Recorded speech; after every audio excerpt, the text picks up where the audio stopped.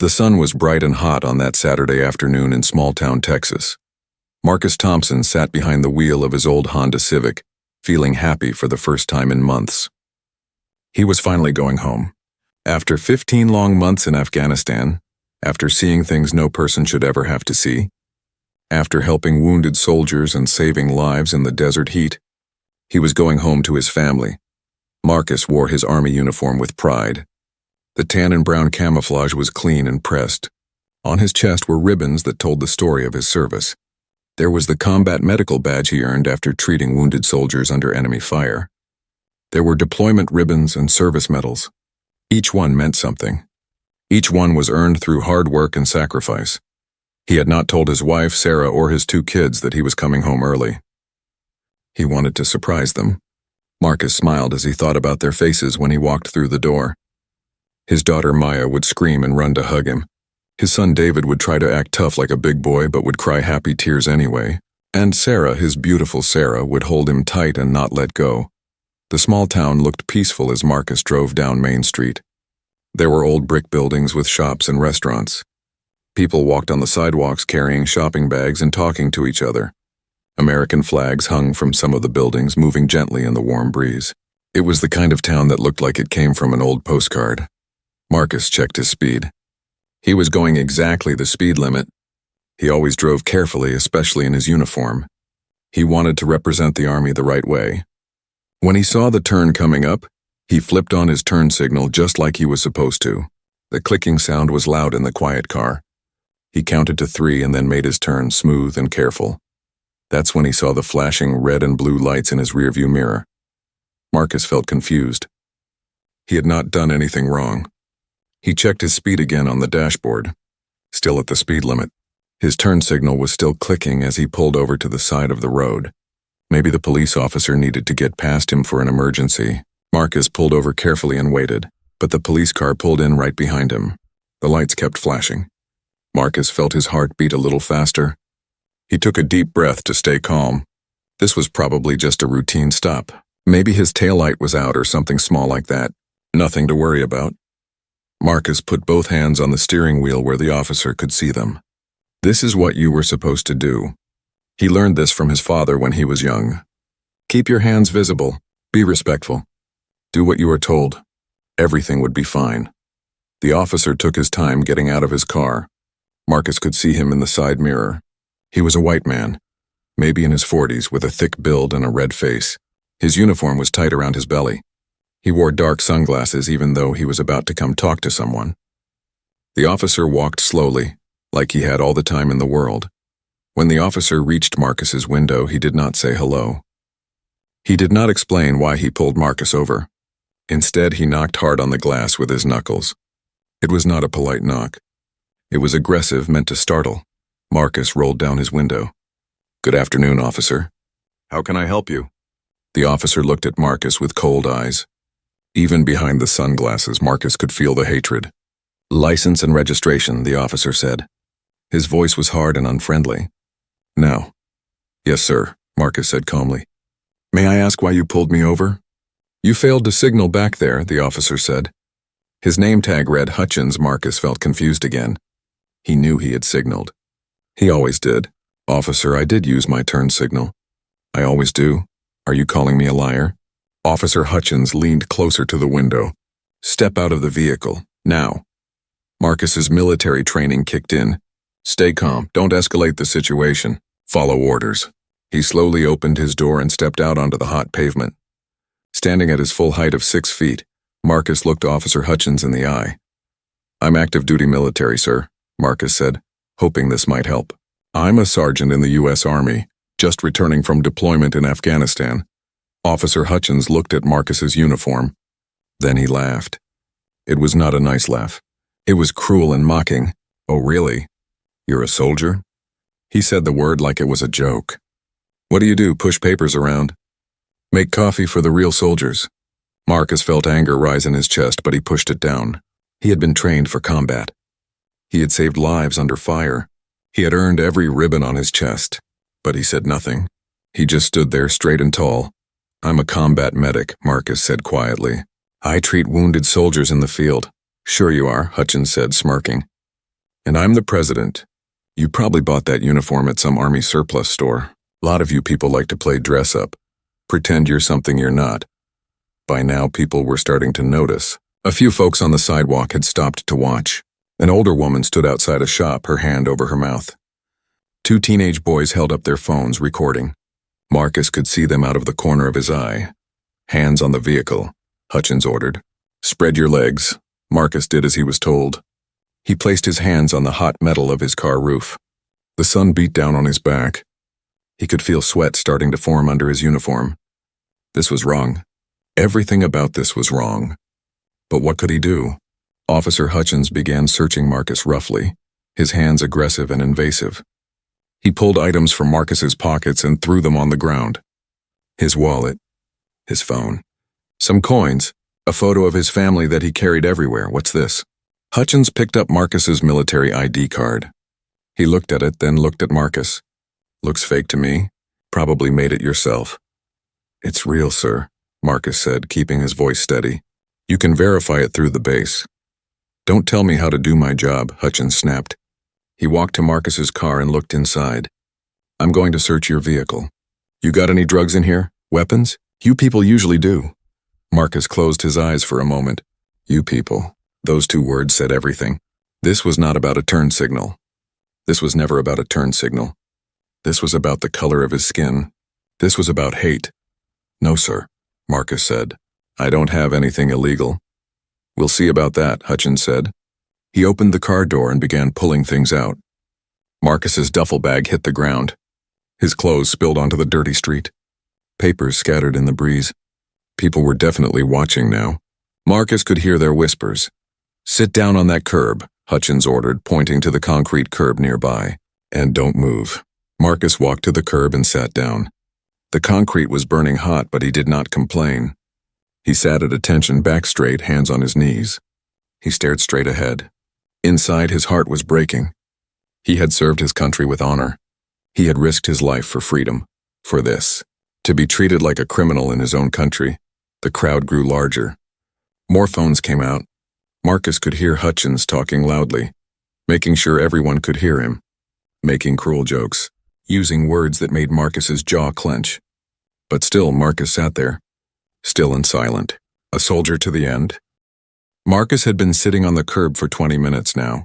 The hot concrete burned through his uniform pants, but he did not move. He kept his back straight and his hands on his knees. This is what discipline looked like.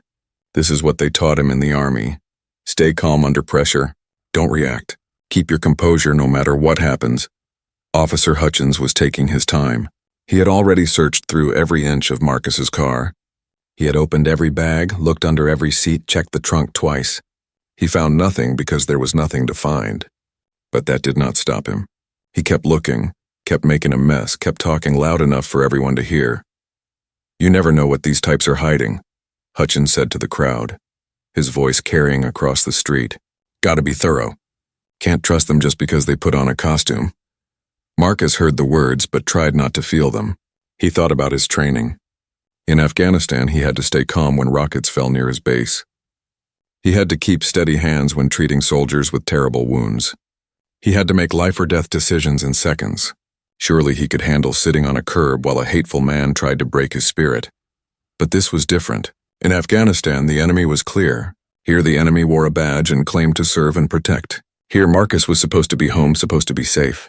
Instead, he was being humiliated in front of strangers, being treated like he was nothing. An older black man stood on the sidewalk watching everything. His eyes were sad. Marcus could tell the man had seen this before, maybe experienced it himself. The man caught Marcus's eye and gave a small nod.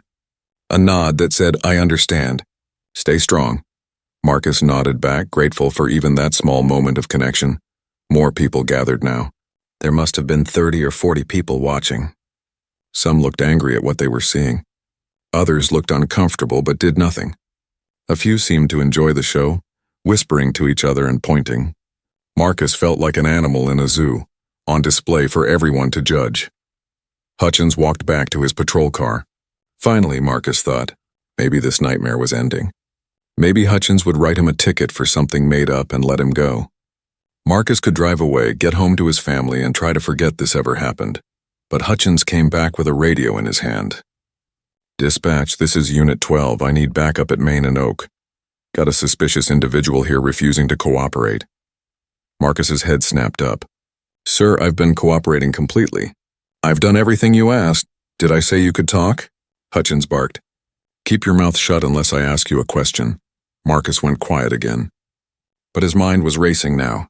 Backup. What did Hutchins need backup for? Marcus had not resisted. He had not raised his voice. He had done nothing wrong. This was getting worse, not better. A woman in the crowd spoke up. She was white, maybe in her 50s, wearing a church dress. "Officer, this doesn't seem right. That young man hasn't done anything. He's just sitting there quietly." Hutchins turned to her, his face red. "Ma'am, I suggest you move along. This is police business and you're interfering." "I'm not interfering," the woman said bravely. "I'm standing on a public sidewalk watching a public servant do his job. And from what I can see, you're not doing it very well." Several people in the crowd nodded. Someone said, "She's right." Another voice called out, "Leave that soldier alone." Hutchins' face got redder. Marcus could see he did not like being challenged, especially not in front of a crowd. Men like Hutchins needed power over others to feel big. When that power was questioned, they got dangerous. "All of you need to back up right now," Hutchins shouted, "or I'll arrest every one of you for obstruction." The crowd got quiet, but they did not leave. They stayed watching, recording. In a way, Marcus was glad they were there. Whatever happened next, there would be witnesses. There would be proof. Another police car pulled up, lights flashing. A younger officer got out. He was Asian, probably in his late 20s, with a slim build and nervous eyes. His name tag said Chen. Officer Chen walked over to Hutchins, and they talked quietly for a moment. Marcus could not hear what they were saying, but he saw Chen glance at him several times. Chen's face looked troubled, like he was not comfortable with what he was seeing. Chen walked over to Marcus. "Sir, can you stand up, please?" Marcus stood slowly. His legs were stiff from sitting on the hard curb. Chen looked at his uniform, really looked at it this time. He saw the ribbons, the patches, the combat medical badge. "You're really military?" Chen asked quietly. "Yes, officer. Sergeant Marcus Thompson. I can give you my service number if you need to verify." Chen nodded slowly. He looked like he wanted to say something else, but Hutchins called him over. "Chen, get over here. Stop chatting with him like he's your friend." Chen walked back to Hutchins. Marcus could see them talking, but their voices were too low now. Chen seemed to be saying something that Hutchins did not want to hear. Hutchins kept shaking his head, his jaw tight. Finally, Chen backed down, his shoulders slumping. He looked back at Marcus with an expression that might have been an apology. The minutes dragged by. Marcus had now been detained for over 45 minutes. For what? For nothing. For the crime of driving while black. For daring to exist in a small Texas town in an army uniform. For thinking he had the same rights as everyone else. Marcus thought about his wife, Sarah. She was probably at home right now, cooking dinner or helping the kids with homework. She had no idea what was happening. She thought Marcus was still overseas, still deployed. She did not know he was sitting on a curb, being treated like a criminal. His dignity stripped away piece by piece. He thought about his daughter Maya, who was 7 years old and believed her daddy was a hero. What would she think if she saw him now? Would she still think he was strong? Would she still be proud of him? Or would she learn the hard lesson that sometimes heroes get treated like villains just because of the color of their skin? He thought about his son David, who was 10 and wanted to join the army someday, just like his dad. Would Marcus tell him the truth about this day? Would he warn him that wearing the uniform might not protect him from hatred? Or would he keep it hidden? Let David keep his innocent belief that serving your country meant something. Hutchins walked back to Marcus, a mean smile on his face. "So I ran your license. Came back clean, unfortunately. But that doesn't mean you're free to go. I still think something's not right here. Your story doesn't add up." "What story, sir?" Marcus asked carefully. "I told you the truth. I'm active duty Army, driving home to see my family." "See, that's what I mean," Hutchins said, circling Marcus like a predator. "A guy like you driving through our town in that fancy uniform. It's suspicious. Maybe you stole that uniform. Maybe you're pretending to be military to get special treatment." Marcus felt his control slipping. He had been patient. He had been respectful. He had followed every order. But there was a limit to what any person could take. "Officer Hutchins, I have my military ID." I have deployment papers in my bag. I can call my commanding officer right now. What else do you need? I need you to watch your tone, Hutchins snapped, stepping closer. I don't like your attitude. Maybe you need to spend a few hours in a cell to learn some respect. The crowd gasped. The woman in the church dress spoke up again. This is wrong. That man is a soldier. He's done nothing wrong. Last warning, lady, Hutchins shouted at her. Keep your mouth shut, but the crowd was getting braver. More voices joined in. Let him go. This is harassment. We're recording everything. The phones were everywhere now, a dozen cameras or more, all pointed at the scene. All capturing every word, every action. Marcus stood there in the center of it all, still at attention, still controlled. But inside something was breaking. Not his spirit, that was made of steel. But his faith. His faith that the uniform meant something. His faith that his service mattered. His faith that America lived up to the ideals he had fought for. Officer Chen stood off to the side, looking more uncomfortable by the minute. He kept glancing at Hutchins, then at Marcus, then at the crowd. Marcus could tell Chen knew this was wrong. But Chen was young, probably new to the force. He was afraid to speak up, afraid to challenge Hutchins, so he stood there, silent, complicit through his inaction. The sun was lower in the sky now, but still hot. Marcus's mouth was dry. His legs ached. His heart was heavy, but he refused to break. They could humiliate him. They could mock him. They could treat him like he was nothing, but they could not make him less than what he was. He was a United States Army sergeant. He was a combat medic who saved lives. He was a father and a husband. He was a man of honor, and no racist cop could take that away from him. The black SUV was clean and expensive looking. It drove slowly down Main Street, the kind of vehicle that made people notice. The windows were tinted dark, so nobody could see who was inside. It pulled up to the scene and parked across the street from where Marcus sat on the curb. For a moment, nothing happened. The engine turned off. The crowd kept watching Marcus and Officer Hutchins. Most people did not even notice the new vehicle. They were too focused on the drama unfolding in front of them. Then the driver's door opened. A man stepped out. He was tall, maybe 6'2", with broad shoulders and a straight back. He looked to be in his late 50s or early 60s. His hair was gray, cut short, and neat. He wore civilian clothes, just khaki pants and a plain polo shirt. But something about the way he carried himself made people look twice. The man stood by his SUV for a moment, taking in the scene. His eyes were sharp and clear. He saw Officer Hutchins standing over Marcus. He saw Marcus sitting on the curb in his uniform. He saw the crowd with their phones. He saw Officer Chen standing awkwardly to the side. The man's jaw tightened. His eyes went cold. He started walking toward the scene. His steps were purposeful, controlled. This was a man who was used to being in charge, used to handling difficult situations. Even in civilian clothes, even without saying a word, he had an aura of authority around him. Officer Chen noticed him first. Chen was facing that direction, and his eyes went to the approaching man. Something about the way the man walked made Chen stand up straighter.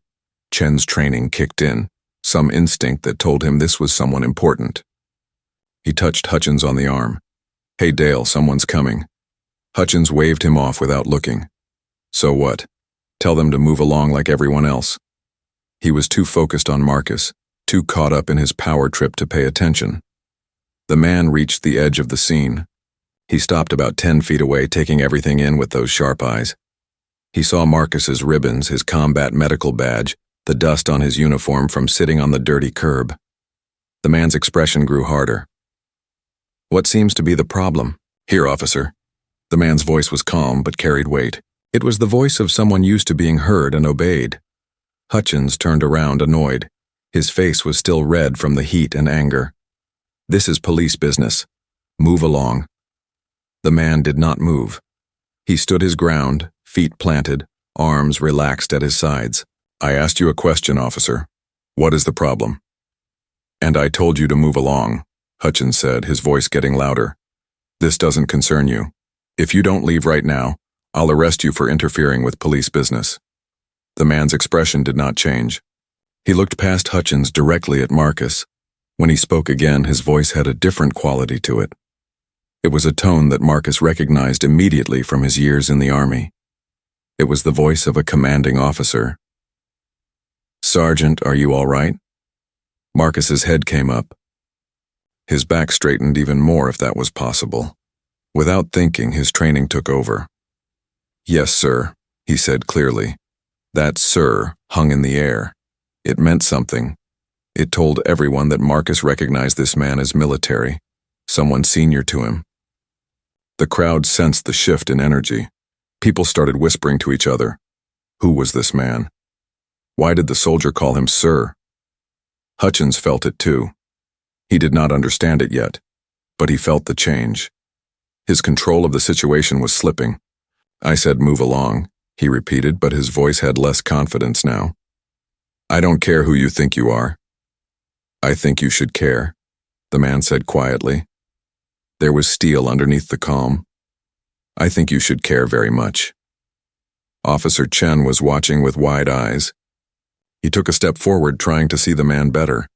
Something was nagging at him, some recognition he could not quite place.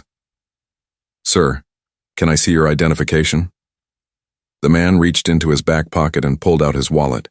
He opened it and removed an ID card. He handed it to Chen, not to Hutchins.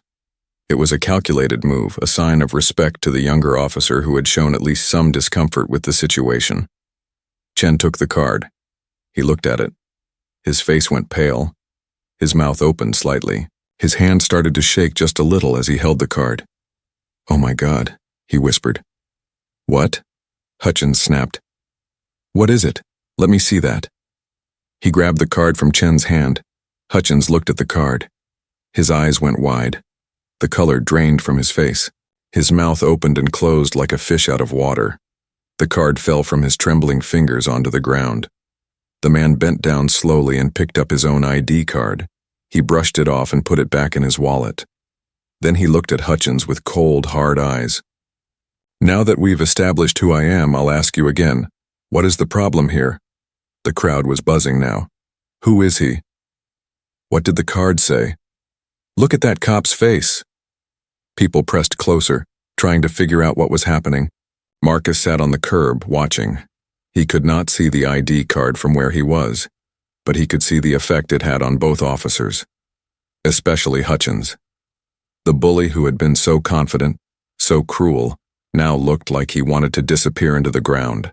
"General Harrison, sir, I didn't know. I mean..."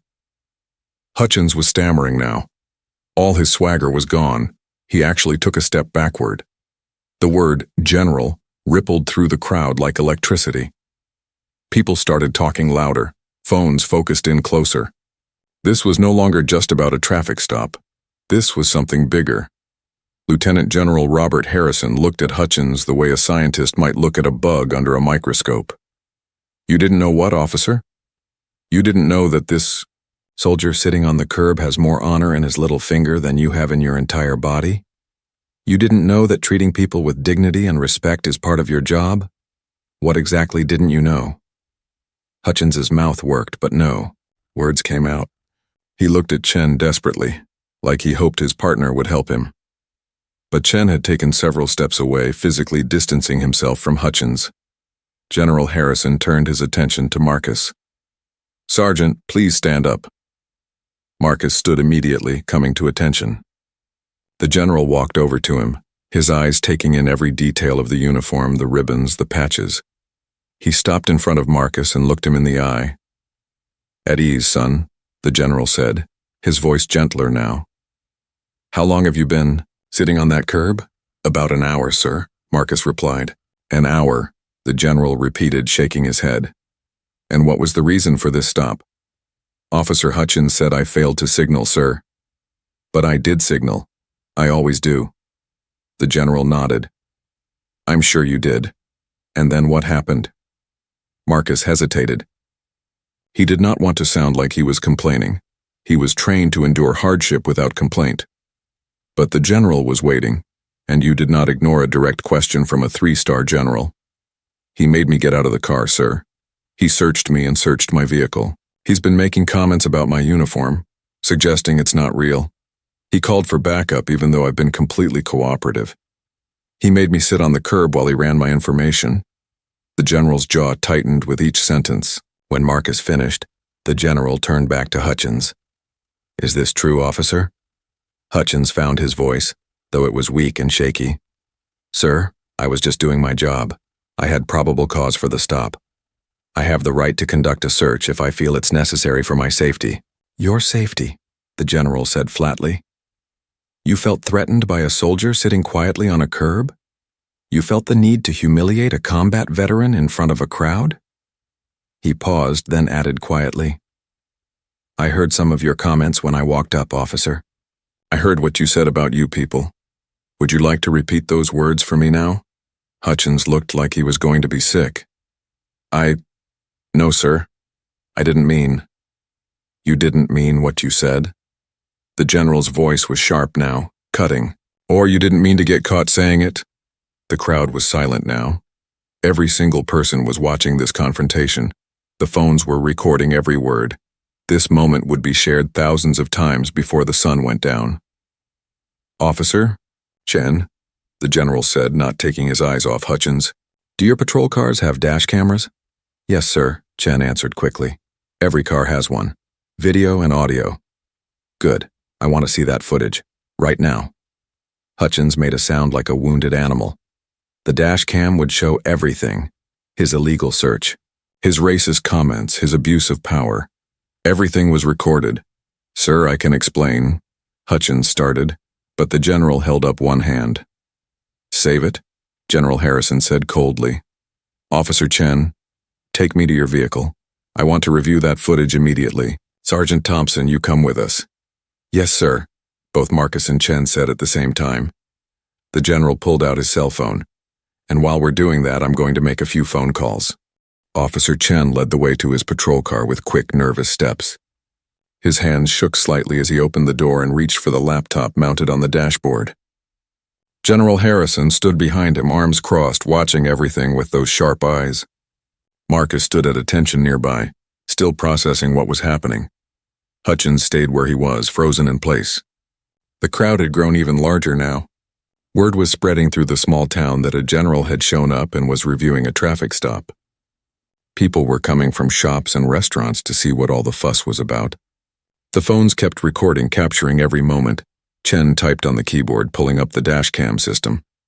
His fingers fumbled on the keys. He had to try twice to enter his password. "Sorry, sir," he mumbled. This is..." "Take your time, officer," the general said, though his tone suggested he did not really want Chen to take his time at all. But not too much time. The laptop screen came to life. Chen pulled up the footage from his own car first, but the general shook his head. "Officer Hutchins's vehicle. I want to see from the beginning of the stop." "Yes, sir." "Right away, sir." Chen's fingers flew over the keyboard. Within seconds, a video player appeared on the screen. The timestamp showed it was from about an hour and 15 minutes ago. Chen hit play. The video was clear. High quality. It showed Marcus's Honda from behind, driving down Main Street. The angle was perfect. Everyone watching could see Marcus's turn signal come on, blinking bright and clear. 1, 2, 3, 4 blinks. Then the car turned smoothly onto Oak Street. Everything was proper and legal. "There," General Harrison said, pointing at the screen. "Clear use of turn signal." "Continue the video." Chen let it play. The video showed Hutchins' patrol car following Marcus around the corner. Then the lights came on. Marcus pulled over immediately, no hesitation, no problems. The video showed Marcus putting both hands on the steering wheel, visible through the rear window. Textbook perfect for how to handle a traffic stop. Then Hutchins got out of his car. The audio kicked in, picked up by the microphone on Hutchins's uniform. Everyone could hear his heavy breathing as he walked to Marcus's car. They could hear the aggressive knock on the window. They could hear everything that was said. License and registration, now. Hutchins' voice on the recording was harsh, rude. No professional courtesy at all. "Yes, sir. May I ask why you pulled me over?" That was Marcus, calm and respectful. "You failed to signal back there." "Officer, I did use my turn signal. I always do." "Are you calling me a liar?" "Step out of the vehicle now." The general's face grew darker as he listened. His jaw muscles worked. His hands gripped his arms tighter. But he said nothing, just watched and listened. The video showed Marcus getting out of the car. It showed him standing tall in his uniform, explaining he was active duty military, And then came Hutchins's response, captured clearly on audio. "Oh, really? You're a soldier? What do you do, push papers around? Make coffee for the real soldiers?" Marcus heard his own voice responding. "I'm a combat medic. I treat wounded soldiers in the field." "Sure you are." "And I'm the president. You probably bought that uniform at some army surplus store. Lot of you people like to play dress-up." There it was. "You people," recorded for everyone to hear. Chen's face went red. He looked down at his feet. Marcus stood completely still, but inside he felt a wave of emotion. It was one thing to experience the racism. It was another thing to hear it played back, to have proof that it really happened, that he had not imagined the hate in Hutchins's voice. General Harrison held up his hand. "Pause it." Chen paused the video immediately. The general turned to look at Hutchins, who was standing 20 feet away, looking like he wanted to disappear. "Officer Hutchins, do you want to come over here and watch this with us? Or would you prefer to explain why the video clearly shows proper use of a turn signal, and then shows you making racist comments to an active duty soldier?" Hutchins walked over slowly, like a man walking to his own execution. His face was pale. Sweat ran down his temples. "General, sir, I can explain. I was having a bad day, and A bad day," the general repeated. His voice was quiet, but it cut like a knife. "You were having a bad day, so you decided to abuse your authority and harass an innocent soldier? That's your explanation?" "I didn't mean—" "Continue the video," the general said to Chen, cutting Hutchins off. Chen pressed play. The video continued. It showed the aggressive search. It showed Hutchins ordering Marcus to sit on the curb. It showed Marcus's belongings being thrown on the ground. The audio picked up more of Hutchins's comments. "Got to be thorough. Can't trust them just because they put on a costume." And later, "You people usually do when talking about drugs and weapons." Each comment made the situation worse. Each one was another nail in Hutchins's professional coffin. The general watched it all without expression, but Marcus could see the anger building beneath the calm surface. When the video reached the part where the general himself had arrived, Chen paused it. "That's all of it, sir." "Well, up until now." General Harrison nodded slowly. He pulled out his cell phone. "Officer Hutchins, who is your supervisor?" "That would be Chief Daniels, sir," Hutchins said quietly. "And the mayor of this town?" "Mayor Rodriguez, sir." The general started dialing. He put the phone on speaker so everyone could hear. It rang twice, then a man's voice answered. "This is Chief Daniels. Chief Daniels, this is Lieutenant General Robert Harrison from Fort Hood. I'm currently in your town, and I need you to come to the corner of Main and Oak immediately. We have a situation involving one of your officers." There was a pause on the other end. "General Harrison? Sir, what kind of situation?" "The kind that involves civil rights violations, abuse of authority, and racist harassment of an active duty soldier." "How quickly can you get here?" "I'm 5 minutes away, sir." "I'll be right there." "Good. And Chief, bring your internal affairs contact information with you. We're going to need it." The general hung up and immediately dialed another number. "Mayor Rodriguez? This is General Robert Harrison. I need you at Main and Oak right now." He paused, listening. "Yes, I'm aware you're in the middle of something. This is more important. One of your police officers has just committed serious violations against a soldier under my jurisdiction.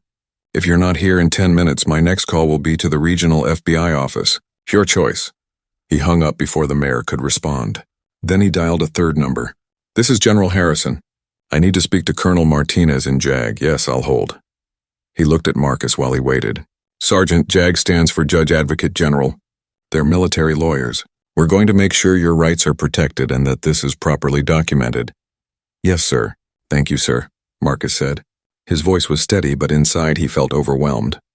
This general, this stranger, was fighting for him, was standing up for him, was using all his power and authority to make things right. A woman's voice came on the phone. The general explained the situation quickly and professionally. He gave her all the details, told her about the video evidence, asked her to send someone to the scene to take statements and ensure everything was handled properly. "Yes, Colonel. I'll remain here until your people arrive. Thank you." He hung up and looked at Hutchins. "Officer, I strongly suggest you remain here and not say another word without a lawyer present. Anything you say from this point forward will be used against you in both criminal and civil proceedings." Hutchins looked like he might faint. "Sir, please. I have a wife and kids. I can't lose my job. I'll apologize." You should have thought about your wife and kids before you decided to abuse your power, the general said coldly. You should have thought about them before you made racist comments to a soldier who has served this country with honor. Your choices led to this moment, officer, not mine. The crowd was watching all of this with wide eyes. People were whispering, but nobody left. This was history happening right in front of them. This was justice in action. The phones kept recording every second. A police car came speeding down Main Street, lights flashing. It pulled up fast, and a heavy-set man in his 50s jumped out. His uniform had more decorations than Hutchins's or Chen's. This had to be Chief Daniels. He looked around, saw the crowd, saw the general, saw Hutchins's pale face. What in God's name is going on here? General Harrison stepped forward and extended his hand. Chief Daniels, thank you for coming quickly. We need to talk. The chief shook the general's hand, then looked at Hutchins. Dale, what did you do? Before Hutchins could answer, the general spoke. Your officer conducted an illegal traffic stop based on a false premise, conducted an illegal search, and subjected a decorated combat veteran to racist harassment for over an hour. All of it is on video. All of it is recorded, and all of it is going to be investigated by every relevant authority I can contact. Chief Daniels closed his eyes. Oh, Dale, tell me he's wrong. Please tell me he's wrong. Hutchins said nothing. He just stood there looking at the ground. Another car pulled up. This one was a nice sedan, black and shiny. A Hispanic man in a suit got out, looking flustered. General Harrison? I'm Mayor Rodriguez. What's this about? Your officer violated the civil rights of one of my soldiers, the general said bluntly. It's all on video. Mayor Rodriguez looked at the crowd of people, all watching and recording. He looked at Officer Hutchins, who could not meet his eyes. He looked at Chief Daniels, whose face was red with anger and embarrassment. Then he looked at General Harrison, who stood like a wall of stone, unmovable and uncompromising. Can we discuss this somewhere private? The mayor asked quietly. No, the general said flatly. This happened in public. This will be handled in public. Sergeant Thompson was humiliated in front of all these people. The least we can do is let them see that justice will be served. The mayor swallowed hard. Of course, General. Whatever you think is best. Chief Daniels stepped closer to Hutchins. His voice was low, but everyone could hear it in the quiet that had fallen over the crowd. Dale, I need you to hand over your badge and your weapon right now. You're suspended effective immediately pending a full investigation. Hutchins's hands shook as he unpinned his badge from his uniform. He handed it to the chief along with his service weapon. It was a moment of complete defeat. The man who had been so powerful an hour ago, who had wielded his authority like a weapon, was now stripped of everything. Several people in the crowd clapped. Others cheered. The woman in the church dress said loudly, "About time." General Harrison held up a hand. Please, let's maintain some dignity here. This is serious business, not entertainment. The crowd went quiet again, but Marcus could see the satisfaction on many faces. They had witnessed injustice. Now they were witnessing consequences. The chief looked at Marcus for the first time. He walked over and Marcus came to attention. Sergeant Thompson, I am deeply sorry for what happened to you today. This is not what our department stands for. This is not how we train our officers. I can't undo what was done, but I promise you that we will investigate this fully and take appropriate action. Marcus nodded. Thank you, sir. His voice was steady, but inside he felt drained. The adrenaline that had kept him going was starting to fade. He was tired. So very tired. General Harrison put a hand on Marcus's shoulder. Sergeant, I know you've been through a lot today, but I need you to come with me to the police station. We need to get your official statement while everything is fresh. My JAG officer will be there to make sure your rights are protected. Can you do that? Yes, sir. Of course, sir. Good man. The general turned to the chief. I want all video evidence preserved immediately. The dashcam footage from both vehicles. Any body camera footage. And I want copies of every video taken by these citizens. He looked at the crowd. If anyone recorded what happened here today, please see Officer Chen. We'll need your contact information and copies of your videos. This is evidence in an investigation, and it will help ensure justice is served. Several people nodded and started moving toward Chen, who pulled out a notebook and began writing down names and phone numbers. The crowd was cooperating fully. They wanted to help. They wanted to make sure Hutchins faced real consequences. A military vehicle pulled up. 2 people in army uniforms got out. One was a woman with the rank of colonel on her uniform. The other was a younger man with captain's bars. They walked straight to General Harrison and saluted. "General Harrison, sir. Colonel Martinez from JAG. This is Captain Peters. We came as soon as we got your call." The general returned their salute. "Thank you for coming so quickly, Colonel. This is Sergeant Marcus Thompson. He's the soldier I told you about. I need you to take his statement and ensure that all proper procedures are followed. I also want you to coordinate with the FBI's Civil Rights Division. This is a federal matter now. Yes, sir. We'll handle it."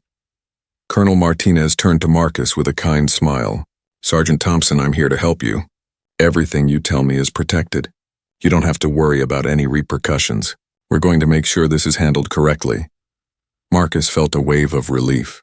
He was not alone in this. He had people on his side. People with power and authority who were willing to use it for what was right. "Thank you, ma'am." Mayor Rodriguez stepped forward nervously. "General, I want to assure you that our town does not tolerate this kind of behavior. Officer Hutchins will face the full consequences of his actions." "I'm glad to hear that, Mayor, because I'll be watching closely. And if I feel that this is being swept under the rug or handled lightly, I will personally ensure that every media outlet in the country hears about it. I will bring the full weight of the United States Army down on this town." "Do I make myself clear?" The mayor's face went pale. "Crystal clear, sir. You have my word that this will be investigated thoroughly." "Your word means nothing to me right now," the general said bluntly. "Results mean something. Action means something. I want weekly updates on this investigation. I want to know every step that's being taken. And I want Sergeant Thompson kept informed of everything. He's the victim here, and he has a right to know how his case is being handled." "Of course, General." "Absolutely." Chief Daniels was talking to Hutchins quietly. Hutchins was crying now, tears running down his red face. The chief looked disgusted but kept his voice professional. "Dale, you need to go home. Don't talk to anyone about this case. Don't post anything on social media. Get a lawyer. A good one. You're going to need it."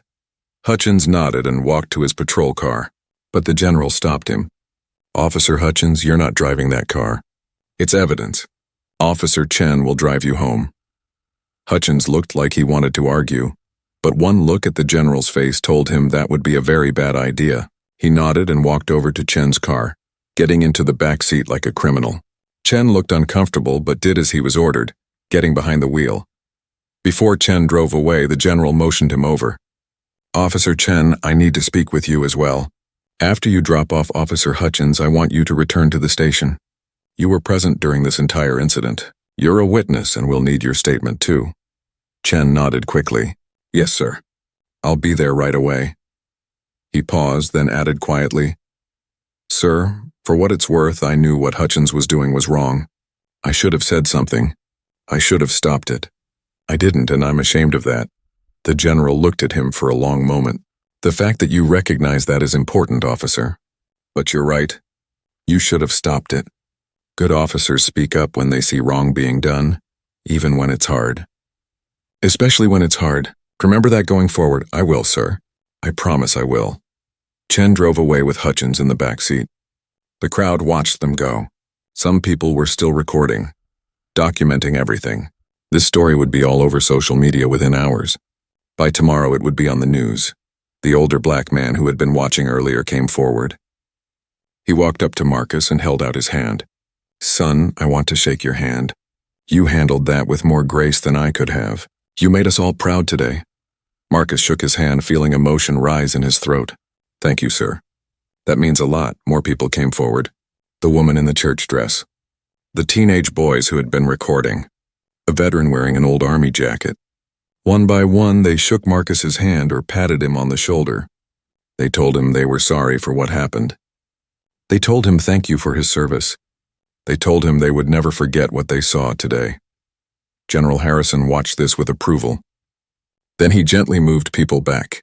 "Folks, I appreciate your support for Sergeant Thompson, but he's had a very long day, and we need to get him to the station to make his statement. Thank you all for your cooperation and for recording what happened. Your evidence will be crucial." The crowd began to disperse slowly. People talked in small groups, their voices excited and angry. They had witnessed something important.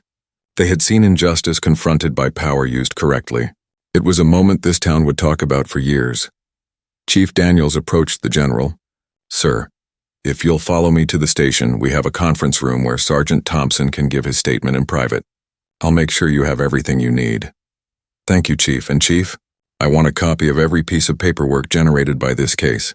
Every report, every memo, every email. I want complete transparency." "You'll have it, sir."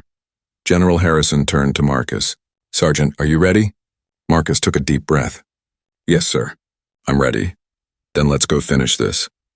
They walked to their vehicles. Colonel Martinez and Captain Peters followed in their military car. The mayor and chief went in the chief's car. General Harrison walked with Marcus to his SUV. "Sergeant, I want you to know something," the general said as they walked. "What happened to you today was wrong on every level. It was illegal, it was immoral, and it was a betrayal of everything that badge is supposed to represent. But you handled it with honor. You didn't lose your temper. You didn't give Hutchins an excuse to make things worse. You represented the Army perfectly." Marcus felt tears sting his eyes. "Thank you, sir. I just did what I was trained to do. You did more than that. You showed strength of character. That's not something we can train. That comes from inside." The general opened the passenger door of his SUV. "Get in. Let's go make sure justice is served." Marcus got in the vehicle. As they drove toward the police station, he looked out the window at the small town. The same town that had seemed so peaceful when he first drove through. The same town where he had been humiliated and degraded. But now it was also the town where he had been defended. Where justice had come in the form of a 3-star general who refused to look away from wrong. 3 months had passed since that hot Saturday afternoon in the small Texas town. 3 months since Marcus sat on a curb in his uniform, humiliated and degraded. 3 months since General Harrison stepped out of his SUV and changed everything. The world looked different now. Marcus stood in his living room, holding the official letter in his hands. His wife Sarah stood next to him, her hand on his shoulder. His daughter Maya and son David sat on the couch watching their father with curious eyes. They did not fully understand what the letter meant, but they knew it was important. The letter was from the Department of Justice.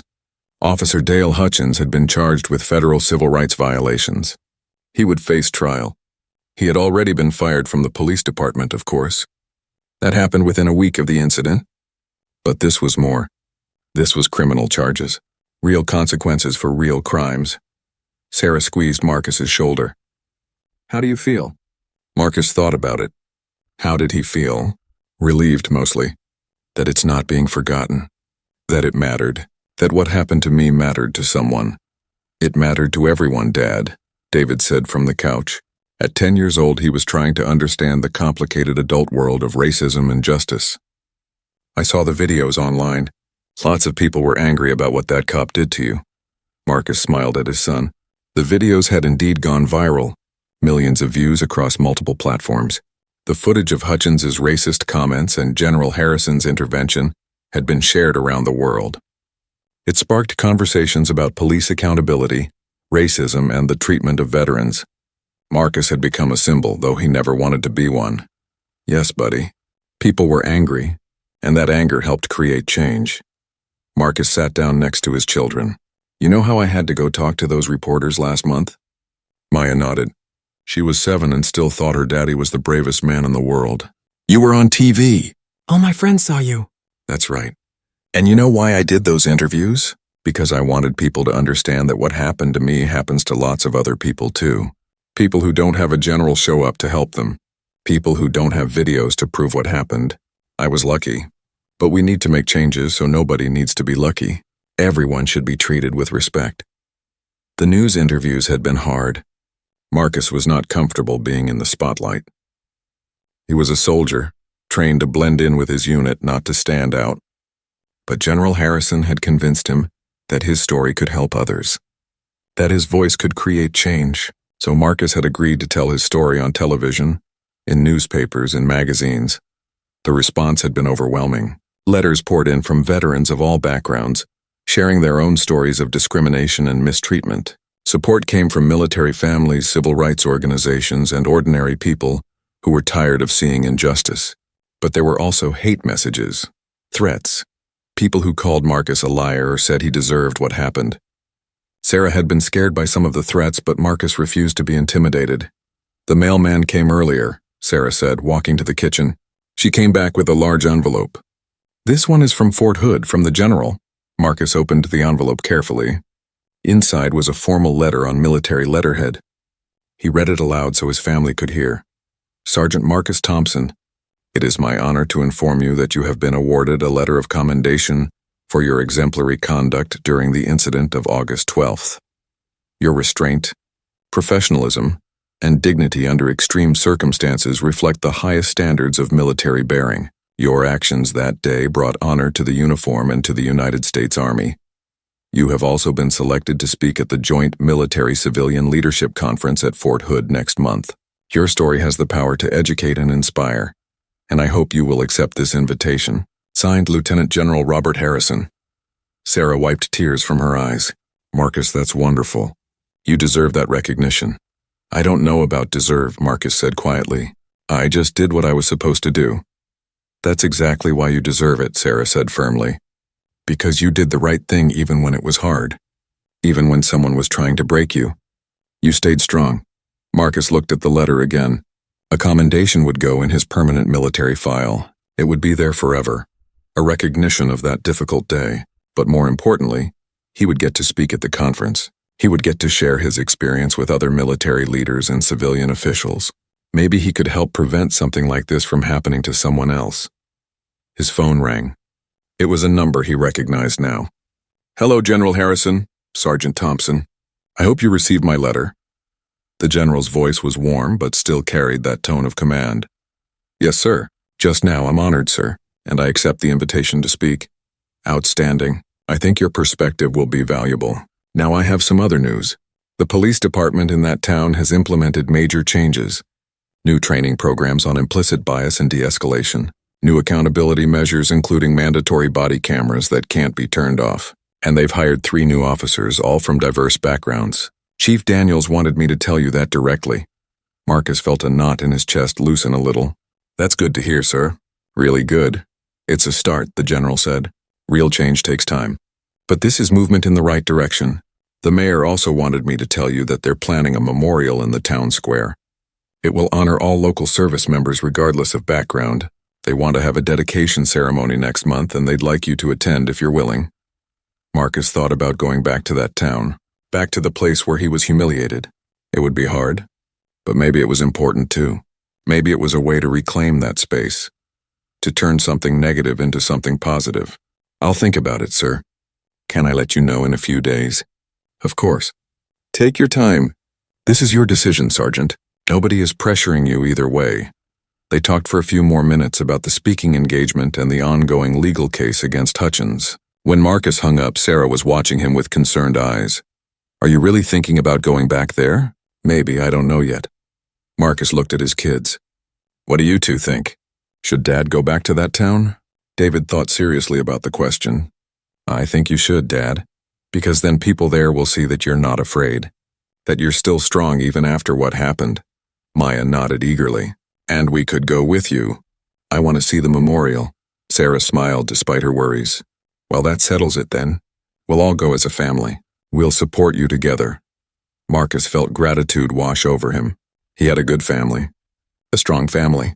They would get through this together just like they got through his deployment. A week later, Marcus received another letter. This one was from Officer Chen, the young cop who had been present during the incident. Marcus opened it with curiosity. The letter was handwritten, the words careful and sincere. Chen wrote about how ashamed he was that he had not spoken up that day, how he had known what Hutchins was doing was wrong, but had been too afraid to challenge a senior officer. He wrote about how watching the video later, seeing himself just standing there while Marcus was mistreated, had made him sick to his stomach. He had thought about quitting the force entirely, but instead, Chen wrote, he had decided to stay and be part of the solution. He had enrolled in additional training. He had volunteered to be part of the new community outreach program the department was starting. He had made a promise to himself that he would never again stand silent in the face of injustice, no matter who was committing it. He ended the letter by thanking Marcus for his grace and dignity and apologizing for his own failure to act. Marcus read the letter twice. Then he sat down and wrote a response. He thanked Chen for his honesty. He told him that recognizing your mistakes was the first step to growing. He encouraged Chen to keep his promise, to be the kind of officer who stood up for what was right.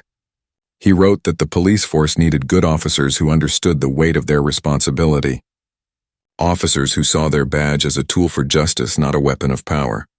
The month passed quickly. Marcus prepared his speech for the conference. He practiced in front of Sarah and the kids. He wanted to get the words right. He wanted to make people understand not just what happened to him, but why it mattered. Why every traffic stop, every interaction between police and citizens had the potential to either build trust or destroy it. The day of the conference arrived. Marcus wore his dress uniform, the one with all his ribbons and medals displayed properly. Sarah helped him with his tie, her fingers gentle. "You're going to do great," she whispered. "Just speak from your heart." The conference was held in a large auditorium at Fort Hood. The room was filled with military officers from various branches. There were also civilian police chiefs, sheriffs, and other law enforcement officials. General Harrison had organized this event specifically to address issues of respect, accountability, and building bridges between military and civilian communities. When it was Marcus's turn to speak, he walked to the podium with his back straight and his head high. He looked out at the audience. All these powerful people, all these leaders were here to listen to him. A sergeant, a combat medic, a black man who had been treated like a criminal for no reason except the color of his skin. Marcus began to speak. He told his story clearly and honestly. He described the traffic stop, the search, the racist comments, the humiliation of sitting on a curb in his uniform. He talked about his training, how he had to use everything he learned about staying calm under pressure. He talked about his thoughts during that hour, his fears, his anger, his disappointment. Then he talked about General Harrison's arrival. How one person with authority and courage had changed everything. How the general had used his power not to protect a fellow officer, not to defend the system, but to stand up for what was right, to defend a soldier who needed defending. "I was lucky," Marcus said, his voice carrying through the quiet auditorium. "I was lucky that a 3-star general happened to drive by. I was lucky that everything was recorded on video. I was lucky that witnesses cared enough to record and stay and testify. But here's what bothers me, what keeps me up at night. How many people are not lucky? How many people experience discrimination and abuse but have no video, no general, no witnesses who care? How many people suffer in silence because the system protects bad actors instead of good citizens?" He paused, looking around the room. Every eye was on him. Every person was listening. I'm not here to say all police are bad. They're not. Officer Chen, who was present that day, has written to me. He's working to be better, to do better. Chief Daniels has implemented real changes in his department. These are good people trying to fix a broken system. But we need more. Marcus read the letter twice. Then he sat down and wrote a response. He thanked Chen for his honesty. He told him that recognizing your mistakes was the first step to growing. He encouraged Chen to keep his promise, to be the kind of officer who stood up for what was right. He wrote that the police force needed good officers who understood the weight of their responsibility. Officers who saw their badge as a tool for justice, not a weapon of power. The month passed quickly. Marcus prepared his speech for the conference. He practiced in front of Sarah and the kids. He wanted to get the words right. He wanted to make people understand not just what happened to him, but why it mattered. Why every traffic stop, every interaction between police and citizens had the potential to either build trust or destroy it. The day of the conference arrived. Marcus wore his dress uniform, the one with all his ribbons and medals displayed properly. Sarah helped him with his tie, her fingers gentle. "You're going to do great," she whispered. "Just speak from your heart." The conference was held in a large auditorium at Fort Hood. The room was filled with military officers from various branches. There were also civilian police chiefs, sheriffs, and other law enforcement officials. General Harrison had organized this event specifically to address issues of respect, accountability, and building bridges between military and civilian communities. When it was Marcus's turn to speak, he walked to the podium with his back straight and his head high. He looked out at the audience. All these powerful people, all these leaders were here to listen to him. A sergeant, a combat medic, a black man who had been treated like a criminal for no reason except the color of his skin. Marcus began to speak. He told his story clearly and honestly. He described the traffic stop, the search, the racist comments, the humiliation of sitting on a curb in his uniform. He talked about his training, how he had to use everything he learned about staying calm under pressure. He talked about his thoughts during that hour, his fears, his anger, his disappointment. Then he talked about General Harrison's arrival. How one person with authority and courage had changed everything. How the general had used his power not to protect a fellow officer, not to defend the system, but to stand up for what was right, to defend a soldier who needed defending. I was lucky, Marcus said, his voice carrying through the quiet auditorium. I was lucky that a 3-star general happened to drive by. I was lucky that everything was recorded on video. I was lucky that witnesses cared enough to record and stay and testify. But here's what bothers me, what keeps me up at night. How many people are not lucky? How many people experience discrimination and abuse but have no video, no general, no witnesses who care? How many people suffer in silence because the system protects bad actors instead of good citizens? He paused, looking around the room. Every eye was on him. Every person was listening. I'm not here to say all police are bad. They're not. Officer Chen, who was present that day, has written to me. He's working to be better, to do better. Chief Daniels has implemented real changes in his department. These are good people trying to fix a broken system. But we need more.